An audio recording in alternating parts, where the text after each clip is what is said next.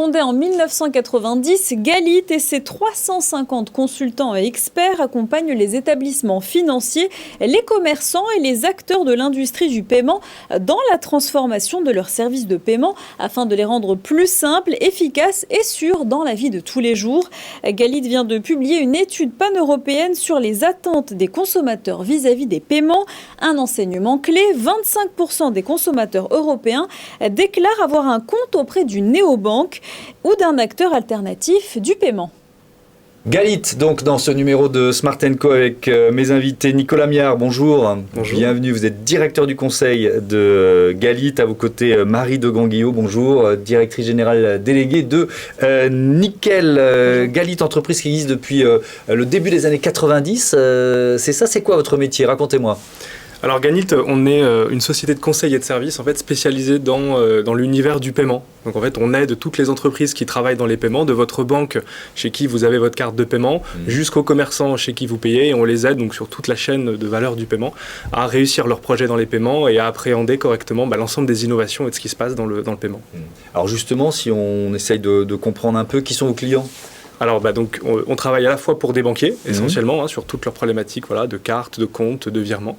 On travaille pour les commerçants et puis après un certain nombre d'industriels dans la chaîne de valeur, les grands schemes de cartes, Visa, Mastercard, un certain nombre d'industriels dans les paiements qui fonctionnent aujourd'hui en écosystème. Et cet accompagnement, il consiste en quoi? Quel type de service vous proposez? Par le paiement, en fait, les problématiques sont extrêmement riches. Donc aujourd'hui, on intervient pour nos clients sur toute la question des innovations en fait dans les paiements, toutes les problématiques de grands choix stratégiques qu'elle doit faire dans les paiements, toute l'efficacité des parcours clients, l'expérience client dans les paiements, et puis également des problématiques plus réglementaires ou de sécurité également. Voilà. C'est un accompagnement de longue durée, ce sont des missions ponctuelles, comment vous fonctionnez?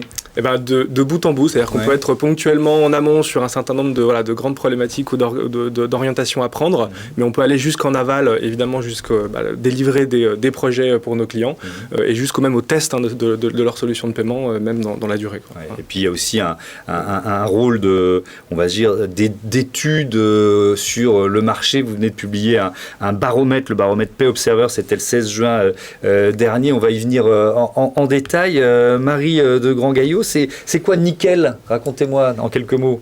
Nickel, c'est une fintech qui est en très très forte croissance, qui propose un compte, donc l'ouverture d'un compte courant, une carte et un RIB en 5 minutes dans des points de vente physiques, donc chez les buralistes en France et dans d'autres types de commerces dans les autres pays. Et on a déjà 2,5 millions de clients aujourd'hui. Donc voilà. En combien d'années? En 8 ans seulement, et on aura 4 millions d'ici 2024, 4 millions de clients en France d'ici 2024. Donc voilà, c'est une aventure très innovante et qui se développe très fortement. Et qui continue, puisqu'il y a un développement international en cours ou prévu, c'est ça? Exactement, on est en plein milieu de notre développement international. On s'était donné l'objectif en 2024 d'être dans 8 pays. Donc on est vraiment en train de réaliser ce développement-là. On a lancé l'Espagne l'année dernière, on est en train de lancer le Portugal et la Belgique. Le pays suivant sera l'Allemagne. Donc voilà, on est vraiment en train de passer d'une fintech qui se développe très fortement en France à un champion européen. Et ça mobilise toutes nos équipes. Et donc vous faites partie des clients de Galit. Dans quel cadre? Qu'est-ce qui vous intéresse dans les services que propose Galit? Ce qui est très intéressant, c'est qu'on est dans un marché en fait, du paiement qui historiquement a pu être considéré comme une industrie mature. Et en fait, c'est une industrie qui est en pleine évolution avec énormément d'innovations qui changent vraiment la réalité de ce métier-là. Donc nous, d'être accompagnés par des cabinets qui sont experts, c'est quelque chose qui est assez important. Et donc on était ravis aussi de lire la dernière étude qu'ils viennent de publier, puisque c'est important de montrer aussi que c'est un secteur dans lequel il y a beaucoup de choses qui se passent et que comme tu l'évoquais Nicolas, c'est un secteur qui fonctionne en écosystème. Donc on est tous des partenaires qui se répondent, donc les innovations doivent être adoptées par tous pour que à la fin les parcours de nos propres clients soient simples et qu'ils puissent bénéficier de la meilleure manière des innovations apportées par le secteur. Ce baromètre, en quoi il consiste déjà? Et puis ensuite on va rentrer dans le détail, qu'est-ce qu'on y trouve? Alors ce baromètre Pay Observer, on a voulu le faire déjà à une échelle européenne, donc on est sur 5 grands pays européens pour essayer de comparer déjà ce qui se passe d'un pays à l'autre, et on a interviewé en fait des consommateurs, donc des plus de 18 ans dans ces marchés-là, et on a voulu prendre le pouls des consommateurs, donc vraiment avoir leur vision très qualitative sur leurs usages et leur façon d'appréhender les paiements. Donc concrètement, qui sont aujourd'hui leurs grands fournisseurs de services de paiement, donc quels sont leurs leurs habitudes en termes de consommation, comment ils appréhendent un certain nombre de grands parcours clients qu'on rencontre aujourd'hui dans les paiements, et puis quel est le regard sur justement un certain nombre d'innovations, comme tu évoquais Marie, qu'on voit quand même apparaître dans les paiements, et sur lequel on a voulu vraiment avoir cet avis européen des consommateurs. Ouais. Quelle leçon principale, s'il y en a une, ou quelle leçon au pluriel vous tirez de ce baromètre? Des leçons, il y en a énormément qu'on en tire, mais fondamentalement, ce qu'on voit, c'est quand même un phénomène un peu d'accélération d'un certain nombre de facteurs. Nous, on en reparlera, mais on est assez frappé de voir à quel point, typiquement, un certain nombre d'acteurs comme la banque en ligne ou les acteurs alternatifs ou les néobanques font une vraie percée à l'échelle européenne aujourd'hui sur ce marché. Et puis par rapport aux innovations, on est assez frappé aussi de voir, de manière assez homogène d'ailleurs dans les différents pays européens, à quel point il y a une vraie maturité des consommateurs sur un certain nombre de nouveaux sujets comme le paiement fractionné, comme les crypto-monnaies ou le virement instantané, sur lesquels il y a une vraie attente qu'on perçoit des consommateurs.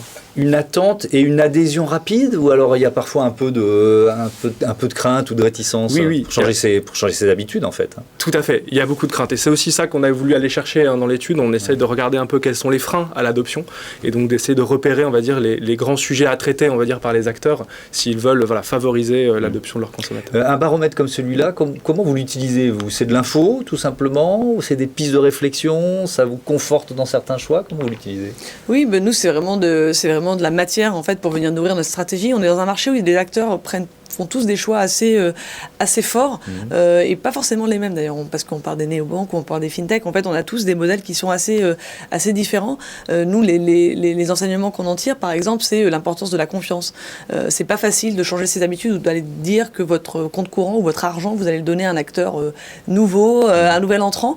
On est très conscient en fait que ce sujet-là touche à des changements d'habitude qui sont pas si simples, et à des éléments. Créer la confiance, c'est pas quelque chose qui se décrète, et donc c'est des sujets où on est convaincu depuis le début qu'il faut aller travailler particulièrement ce sujet. Donc cette étude remet ce sujet en lumière qui souvent dans les médias est un peu moins mise en valeur.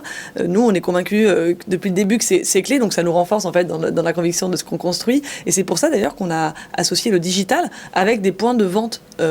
Donc on est aujourd'hui chez plus de 6500 buralistes en France, ce qui fait qu'on est proche des gens et que ça vient renforcer ce sentiment de confiance. Donc c'est un exemple en fait de renforcement en gros de ce genre d'études, des orientations stratégiques qu'on va donner à notre entreprise. Un deuxième sujet qu'on regarde beaucoup, tu l'évoquais, c'est l'instantanéité. Depuis le début du lancement de Nickel, on s'est créé sur une innovation de rupture qui était l'instantanéité. C'est-à-dire qu'il n'y avait aucun acteur qui était capable de donner à ses clients l'information en temps réel de chacun des mouvements sur le compte. Nous, ça a été une promesse de base qu'on a lancée il y a 8 ans, on était les premiers. Aujourd'hui, tous les acteurs innovants sont là-dessus et on voit bien que ça répond exactement à une attente des consommateurs. L'étude le met en valeur et c'est quelque chose qui est structurant pour un marché, puisque quand vous êtes un acteur traditionnel, c'est très compliqué pour vous de passer avec vos systèmes informatiques historiques à cette promesse-là. Merci beaucoup, merci à tous les deux d'être venus nous présenter Galit et Nickel. Un autre binôme, une autre entreprise, c'est Chiffres Clés, c'est tout de suite.